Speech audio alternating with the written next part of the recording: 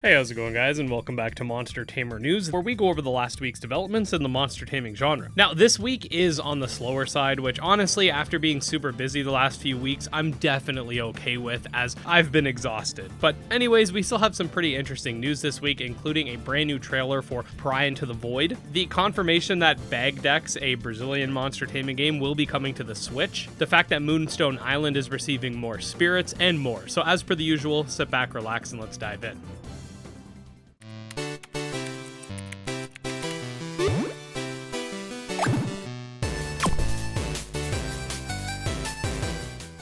Okay, so first things first, we got a brand new trailer for Pry Into the Void, which, might I just say, has had some of the best trailers in the genre lately. This new trailer, courtesy of the Indie Horror Showcase event that recently took place, showcases more gameplay and some of what I can assume are some of the cutscenes present within the game. Honestly, the more I see this game, the more I get excited for it, and I really think that any fans of Shin Megami Tensei should definitely be following this project, as it looks like it's shaping up to be the sort of apex of Shin Megami Tensei-esque experiences. That being said, I will leave a link to the trailer down below so you can check it out, because the music just intensifies the hype. Alright, a new monster taming game that has been in the works for a little while now, called Bagdex, has been confirmed to be coming to Nintendo Switch and will be releasing in 2025. Now, that being said, I have been trying to be very careful about discussing this game on my channel, just because there were some rumors circulating at some point that it was an NFT game, and given the fact that the game currently has no English translation confirmed, I felt like the language barrier coupled with the rumors that I couldn't really confirm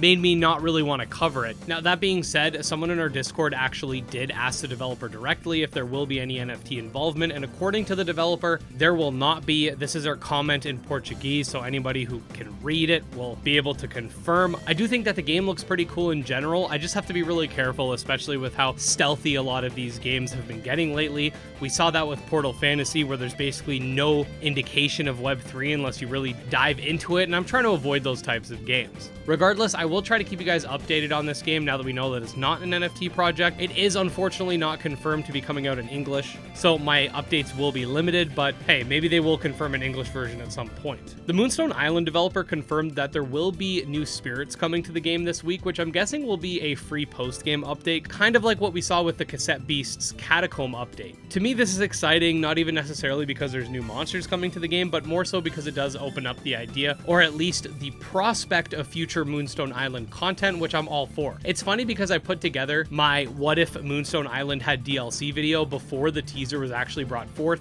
since I put together a lot of my videos well in advance, and this was definitely a pleasant announcement. That being said, you'll be able to see the silhouettes of these creatures on screen now, which all of them look pretty interesting, but we'll definitely have to wait to see what exactly they bring to the table. We also got some new PAL decks for Pal World to show off, courtesy of the developers, and this week's especially looking pretty cool. Let's check them out.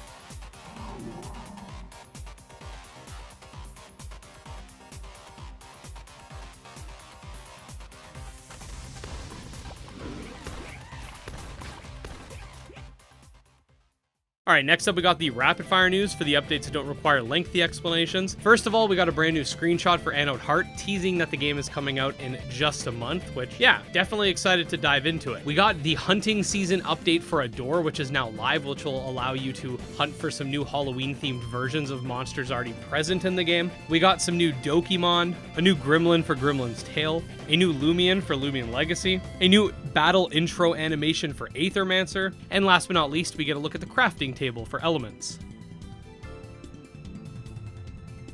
And there you go, guys. That's pretty much it for the major news this week. Like I said, a little bit of a break after the genre being quite busy. And I don't know about you guys, but I definitely needed this. I haven't really discussed it on the channel, but I've been having to work a lot more hours at my job lately. And at least for now, this will be the norm for the foreseeable future. So I've been a lot more stretched thin lately, and I'm gonna take this rest while I can. That being said, if you do want to stay up to date on the monster taming genre and enjoy daily videos, definitely subscribe to the channel. You can check out my Twitter, Discord, and Patreon linked below.